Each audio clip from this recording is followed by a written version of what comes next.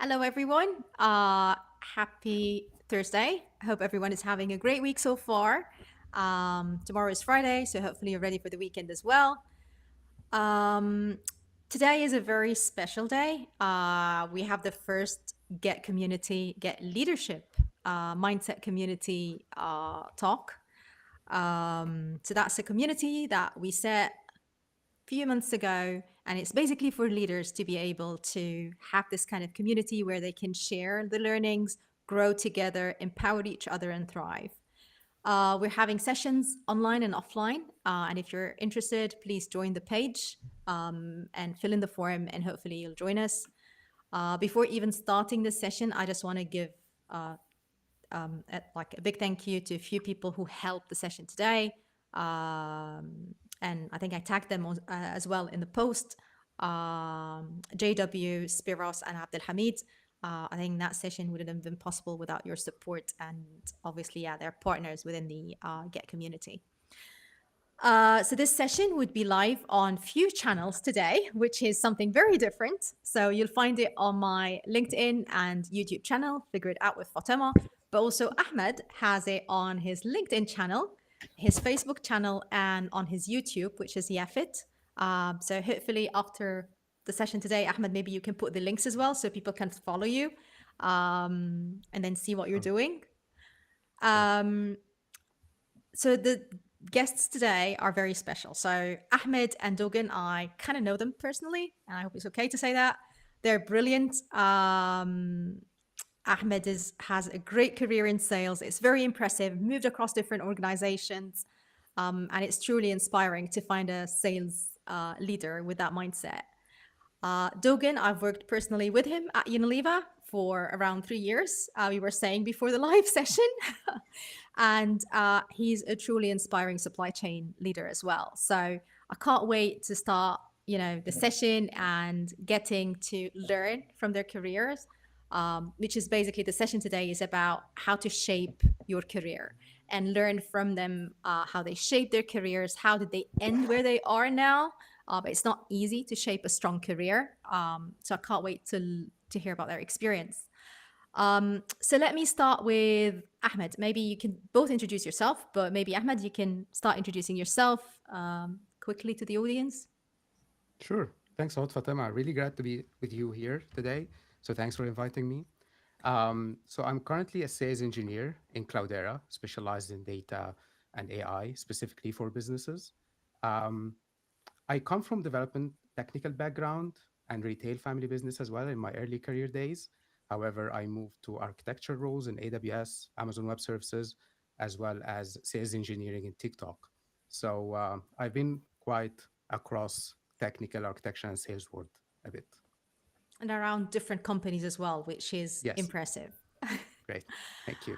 Um, Dogan, maybe you can give us a bit as well of an introduction and tell us more about you and your career.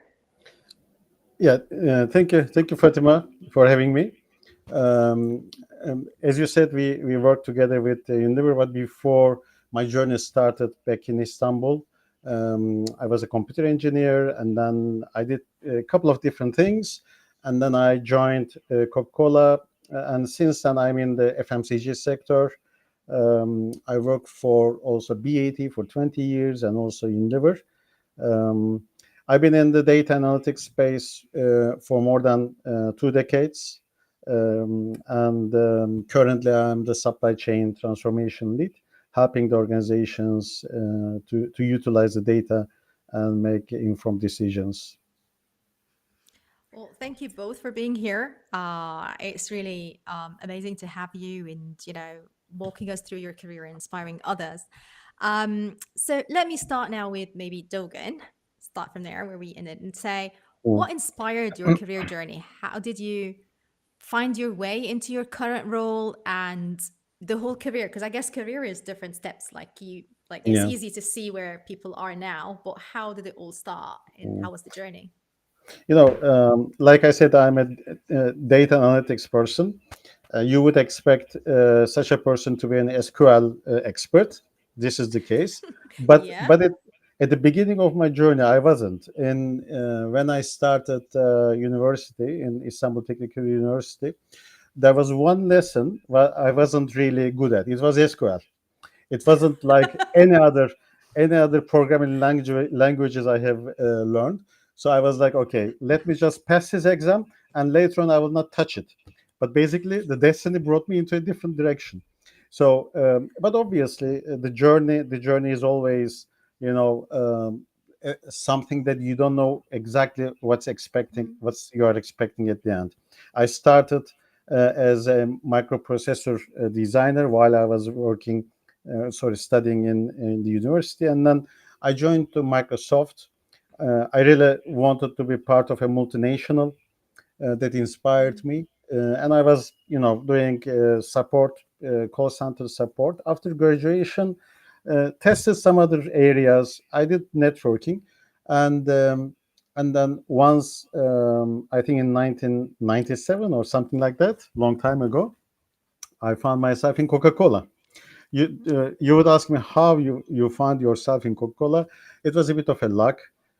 I was looking for something new, and to be honest, the brand image back then, a strong company, multinational, it just pulled me in, and it was the beginning of the journey. And I really tried some other sectors, but always FMCG was a thing that I found myself most satisfying, having lots of impact. I learned almost everything the initial stage in Coca-Cola, and afterwards, one of the things that was very important is that with Coca-Cola, I started to be a part of a team which is not exclusively technical people, IT people.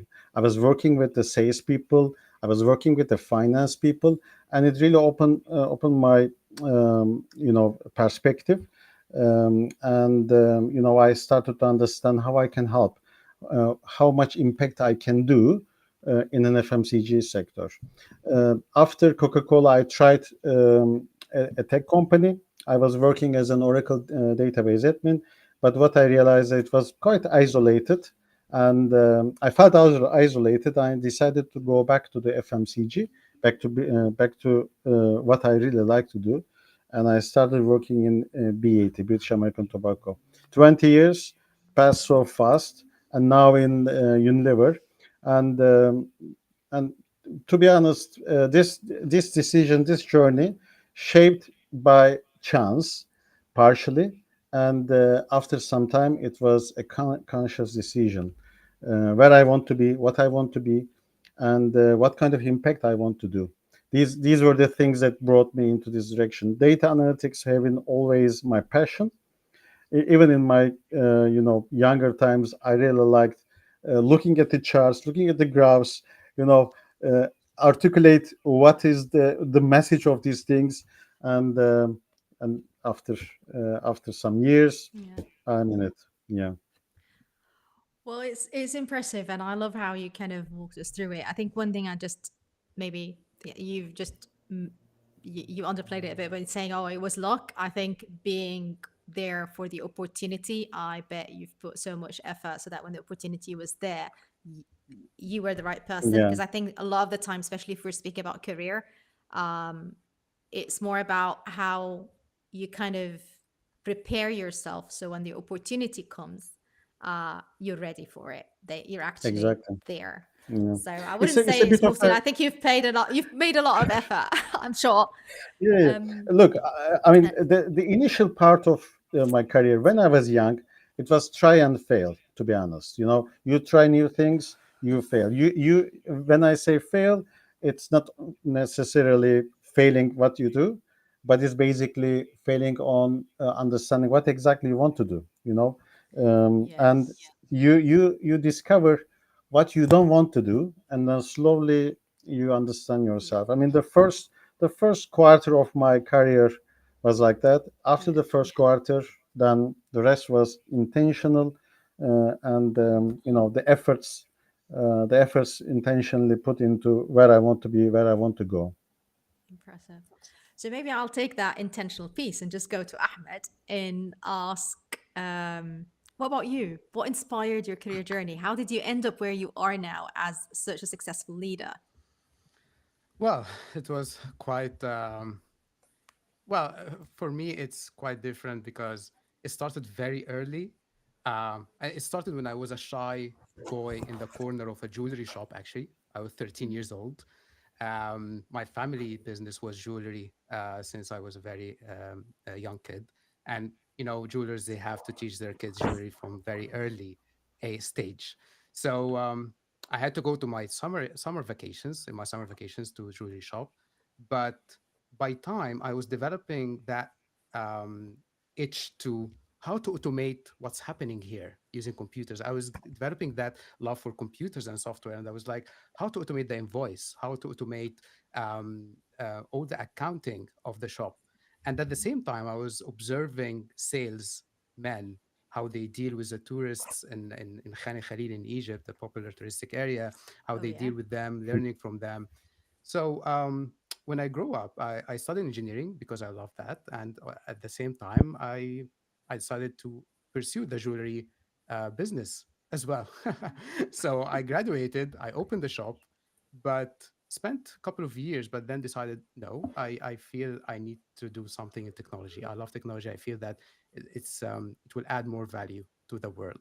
Basically, I felt more satisfied working in technology, and I started a little bit late than my peers by working in startups, but actually that was a fast track for me to learn technical very quickly, and it led me to found my own startup. But after founding my own software service startup for a couple of years, I decided that I want to take an international experience. I want to have this international experience and see how things work in a professional level. And I spent a lot of effort trying to get into Amazon, and I was able to get into there. And also, it was more about I developed the technical skill, but I want to improve the communication skill. So my first customer facing actual job was in Amazon, and that I learned there a lot, and that was architecture. And then even further, I moved to a sales engineering job in TikTok to even be in the front line more with customers. And that taught me a lot because I was moving a lot between different customers, different industries, different technologies at the same time. It was very hectic, but at the same time, it gives you a very 360 rounded experience.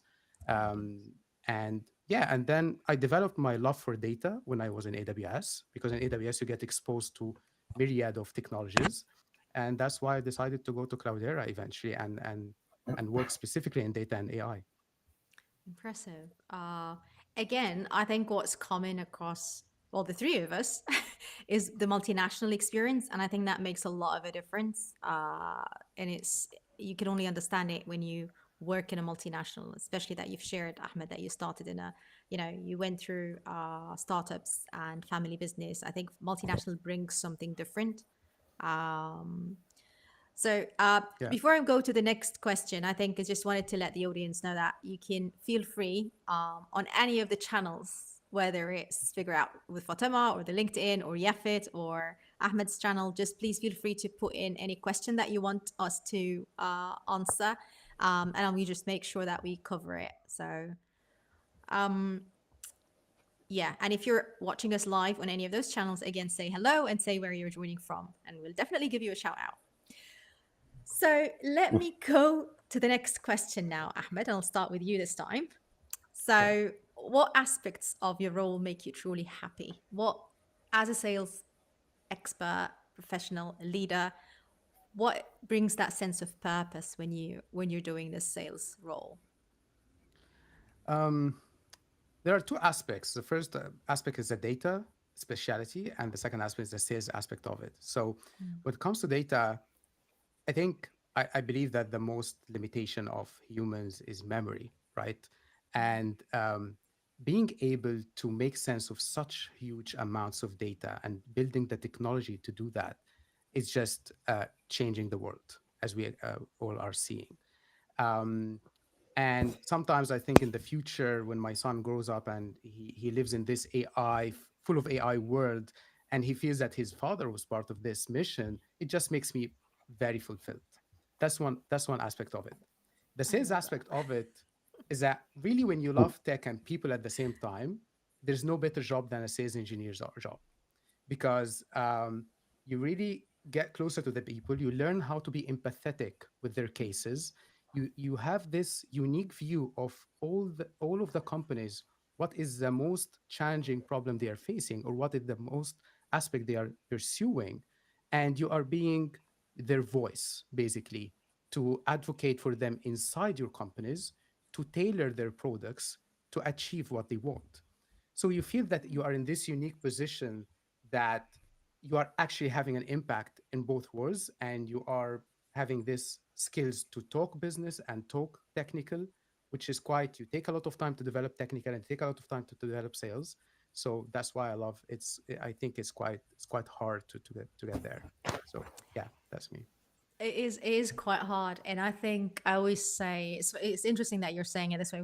I promise we didn't have a chat, Ahmed and I, about this aspect before, but I think one of the things that I was always like, we're so fortunate working in the data and emerging tech profession, because we are shaping the profession now. We're shaping the technology.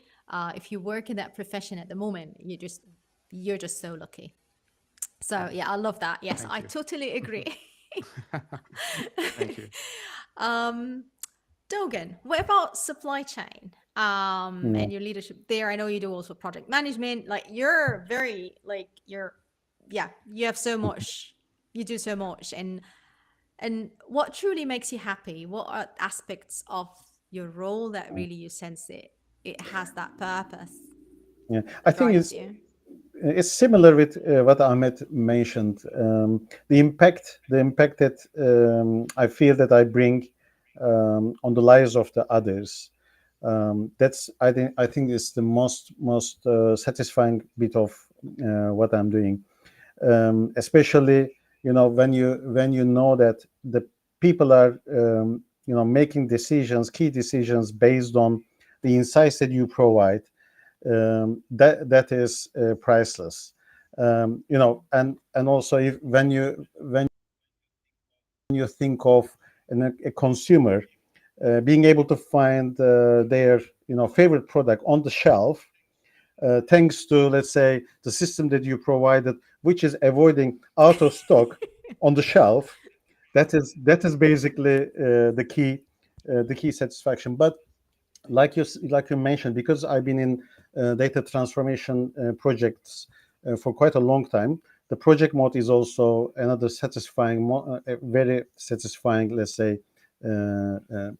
perspective.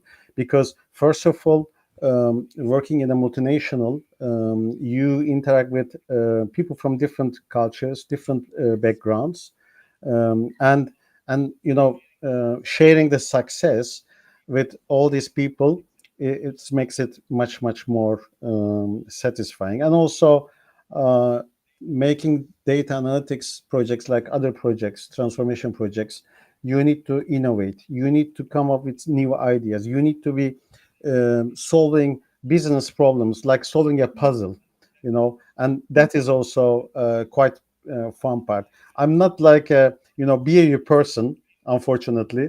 The exciting bit of the projects is basically keeping me motivated and satisfied with what I'm doing. I think, yeah, I think especially if you work in supply chain, making sure that we have the stock. And when, as consumer, when we go to somewhere, I'm like, yes, we didn't run out of stock. We're done. Yeah. um, And there's also another aspect. When you do data analytics projects for FMCG, for supply chain, for TMND, like the other DNA projects, 80% of this kind of programs fail statistically. And it makes it much more satisfying when you complete something that really helps the organization, helps people. You know that your baby is basically growing and helping others. That's an important I love aspect. that. The baby is growing and helping others. That's amazing. Yeah.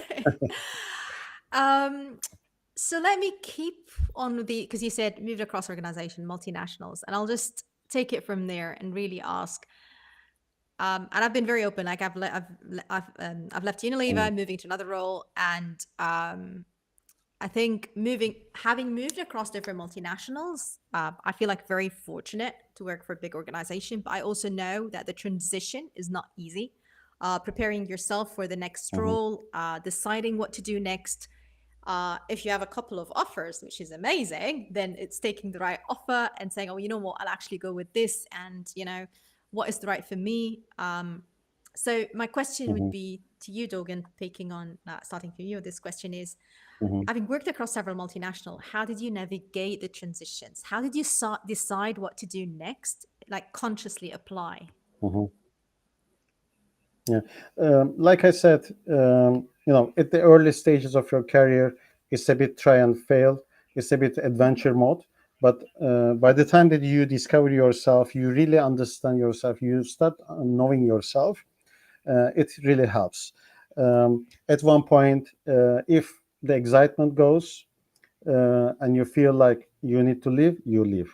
If you think there is something, an opportunity, you just go and grab it. And when you get into a new environment, I think that's quite an important aspect of navigating into a new environment, new multinational. Even though most of the multinationals, FMCG, operates in a very similar way, the business objectives are mostly the same. When you design a DNA structure, the KPIs, more or less, they are the same. But the priorities are different. The cultures are different. The people are different.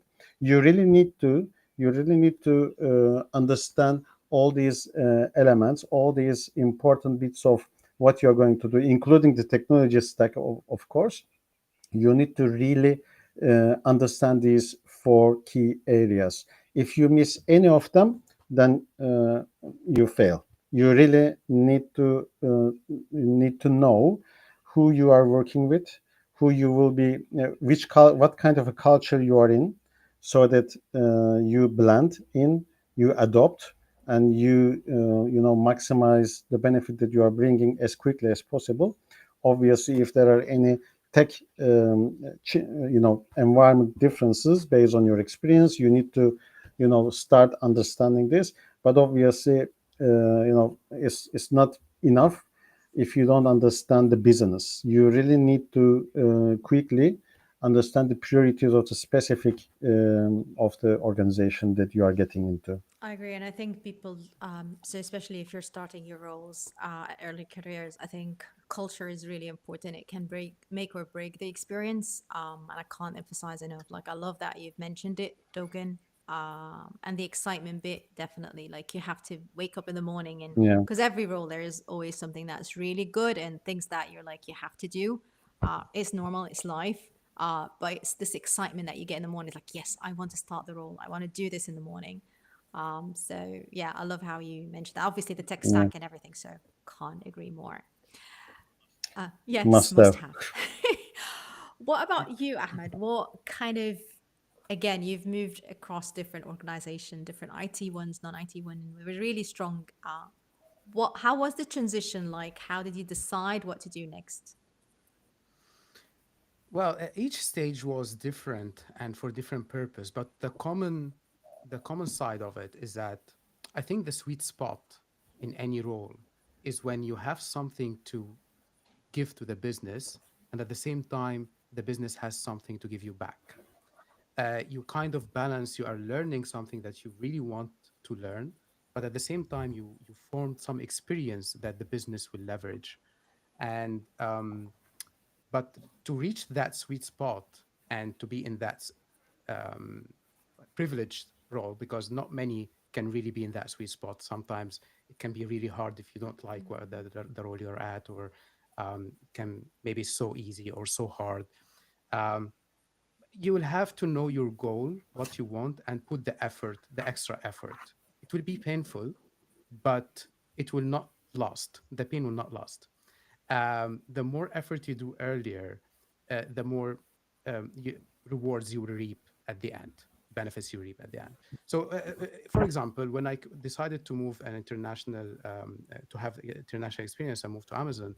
It was not easy at all. I had about, I don't know, 15 interviews. I prepared a lot. Um, but it was a I know. big pivot. He's laughing as well. Yeah, I know. Like 15 interviews. What on earth was that? Yeah, I spent one day like Oh six my goodness. hours sitting in that chair. Was that shirt actually, and it's it's so hard, but it's so useful at the end. It's and it changes your life. So that was a pivotal time of my career, and I consider AWS time or Amazon time very pivotal and changing to my mindset.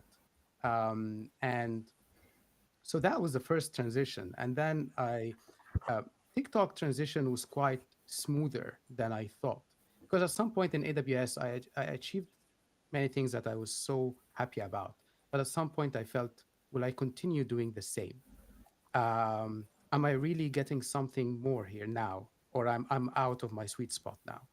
And I didn't for TikTok, it was different because I didn't pursue it. They actually reached out to me, and for me it was an opportunity to learn about the Chinese culture.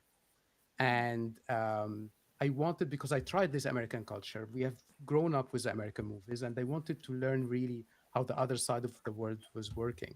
And that was a very good opportunity for me. I learned a lot. It was so diverse, apart from the fact that I had to wake up very early because of that time difference. But and then I realized I preferred the American time.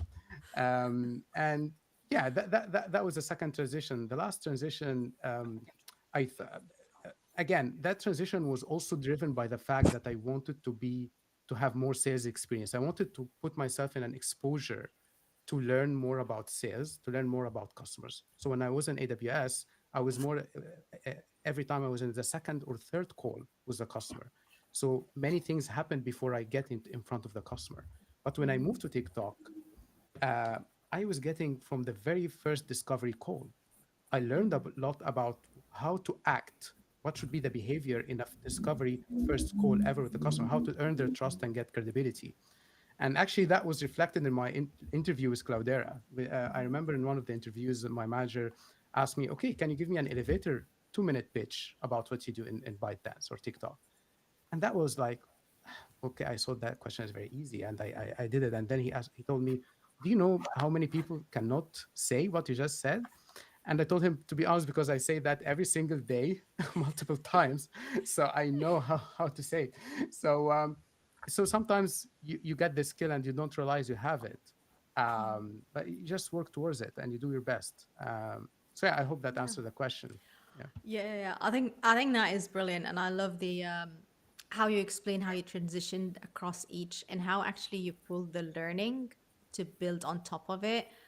That was really smart, but also the elevator pitch, because I guess not everyone understands it, and I get they so when I did my MBA, I think the team were very, very clear that we needed an elevator pitch.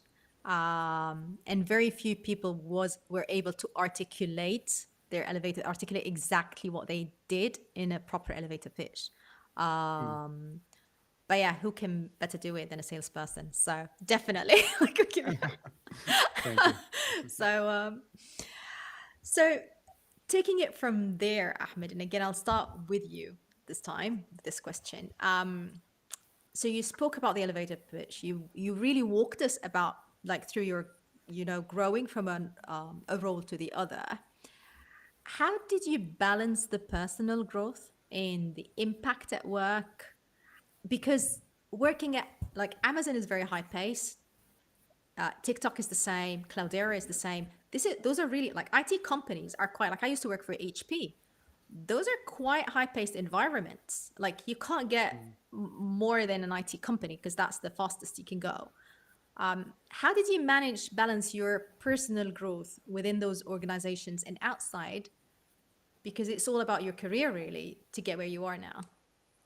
Yeah, yeah, I love that question because my learnings here were quite things I learned on my own and things I learned from outside. So I'd like to start with the fact that I learned to be, I love to be present, fully present in what I do in general. So if I'm in a presentation, I like to be fully present in that presentation, not multitasking on my laptop or doing something else. Of course, sometimes you are too pressured to do this because you have lots of work, but at least the default behavior is that you are fully present in what you do. So if you are fully present in what you do, you will find yourself saving yourself a lot of time in the future trying to make up for what you missed. So if I'm doing my work, if I have a scheduled hour for preparing for a meeting, I need to really do that. And then after work, I have my personal growth plans that I need to focus on.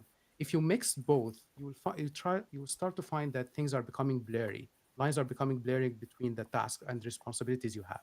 So it burns you out, and you find yourself not really achieving much at the end.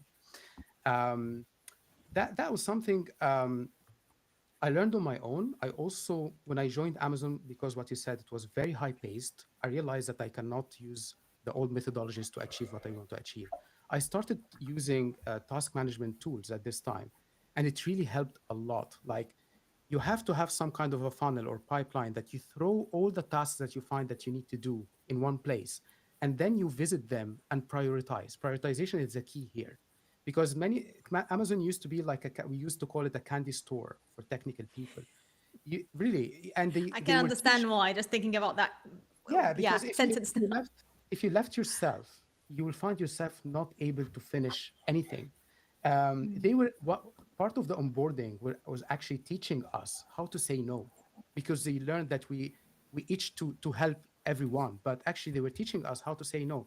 In my words, it's how to prioritize. So many times I was looking at my task list and say, okay, should I rush to help that customer, or that customer will not be really angry if I didn't do it now? I should focus on the initiative I'm working on, because my initiative will scale the learning to multiple customers at the same time. So I wanted to try to focus on initiatives that I was working on, and prioritize my work.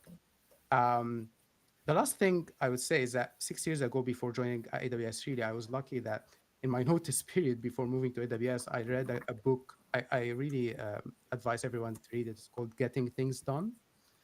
And it has put to me somehow the framework of really how to achieve this. For example, if your task list, any of the task will not take more than 2 minutes, you should finish it now right away. Any task that would take more than 2 minutes, you can then schedule some time for it. Some of these kind of tips from someone who used to help like the billionaires of the world how to organize their time. So yeah, this is the information that I learned externally, but at the same time, I think I learned more the hard way when Amazon hit me with so much to do, and I was trying to figure out how to achieve all of this. Yeah. Yeah, it's known for its space, Amazon. So yes, this is what when you said, I was like, okay, we need to know how you've done it there. Mm. But yeah, I think what you mentioned about actually, or I think is really good. It's you said you crafted some time after work for your own personal growth. So, and Yeah. we are speaking about careers. So you didn't leave it to your manager, you didn't leave it to Amazon or to TikTok, or you've actually took control and you said, okay, that's work time, but I need to do my career time.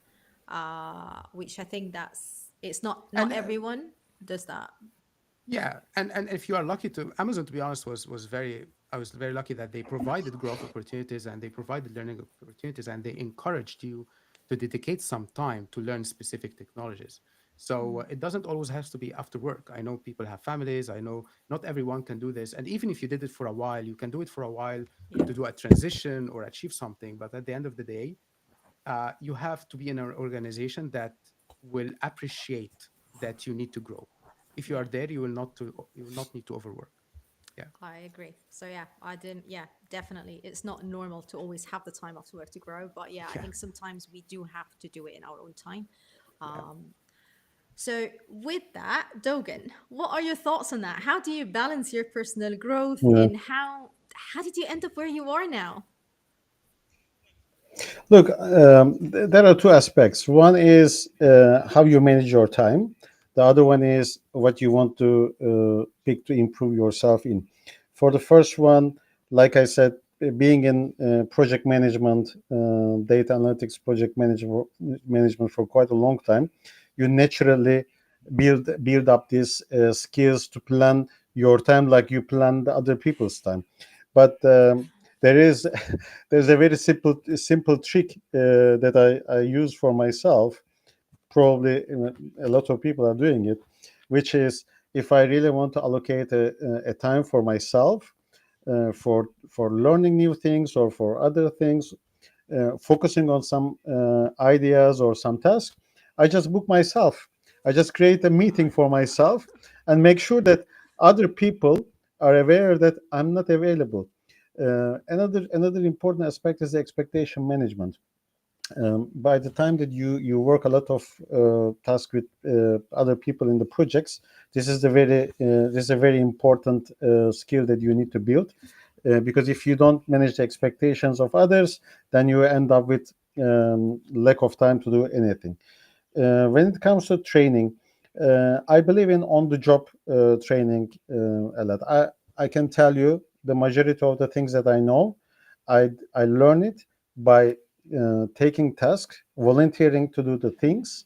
Like in the SQL example I mentioned, I graduated from university almost not able to understand what is SQL, but at the end of the day, I was the expert after start using it. And this is one of the things. So if you really want to improve yourself, build a skill for yourself, uh, in my view, you need to make sure that you align this skill with your role. Come up with ideas and experiment things, and prove that this is going to help the organization that you are in. So while you are experimenting, you are doing the on the job training for yourself, try and fail, and building new things and using new methodologies or technologies, you are helping the organization and innovating. So this when you do this, you don't need to worry about the time, because whatever you do for yourself is for the organization. Definitely. I completely agree. I think when the growth plan is aligned with the organization and you can actually show the team and the organization that this is the path and this is what you need to do, and actually start volunteering for projects so that you can learn those new skills. I think similar to, I mean, Dogan, that you mentioned about your SQL skills. Yeah, I got into data and tech, but I'm a qualified accountant by trade. So completely from a different world. But yeah, it is making sure that I can actually take on those projects so I can, develop the skill set.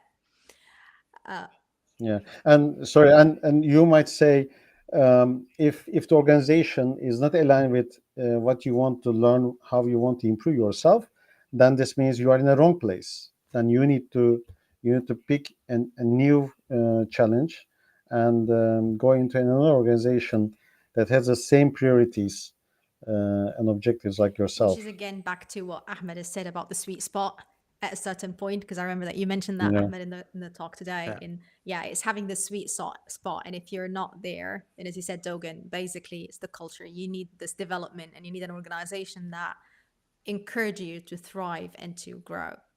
I'm just aware of yeah, time, and I know that we mentioned that we're not going to go over like 40 minutes max. So I'll just close it really with the last question and ask each of you, and I'll start with Dogan this time, taking it from where we ended, and ask, what advice would you give younger Dogan, um, someone starting their career in supply chain, to be such a successful leader as yourself? yeah. I think the very first thing I will say to myself, younger self, is forget about the tech bit. Try to understand the business. Try to understand the challenges of the people that are working with you. Like in Ahmed's initial entry into tech, identify the problems, automation, or whatever is needed to make the people's life easier, more effective, more optimized way of working. Try to understand the business. Work with people, talk with people, and try to realize what you know from technology perspective, how it would help the organization. And at one point, I would say to myself that, Doğan, you really need to know the business more than the business people that you are helping with, because these people working in the field, in the warehouse, or in the finance, they don't have time to train you. You have to come in front of them, knowing everything that they know, and they should see that you are going to be helpful to them with your technology skills. You need to be in the warehouse, you need to be in the field, you need to be in the retail store with the rep, seeing the conversation, the negotiation, the challenges, how these people are collecting the money from these customers, or how does a planner doing the forecast, what kind of challenges are these people facing? If you don't know this, then you cannot really utilize your technical skills, and it will be a disaster, I would say. So if you are in a supply chain, you are a supply chain person first. You are a tech person as a secondary skill. That is true. So be close to the business as much as you can. Uh, you are the function that you support as a data person. I love that. Exactly. Um, and with that, Ahmed, what would you say to younger Ahmed starting his career now?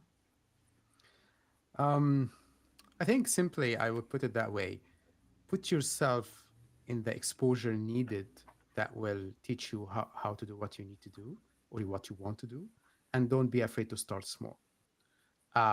So find, because I remember I was so frustrated that I lost many years of my career, but actually I learned a lot about different industries outside the career. I learned about retail, I learned about tourism.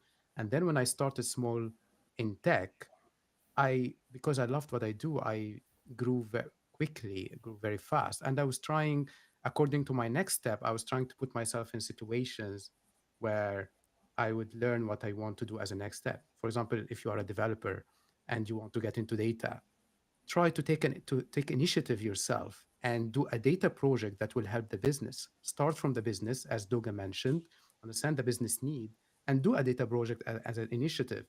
You will be seen as someone who goes the extra mile, but at the same time, you matched your personal growth with the business growth, again, as Doga mentioned before. So, and these little projects, don't underestimate them. They make all the differences in the interview.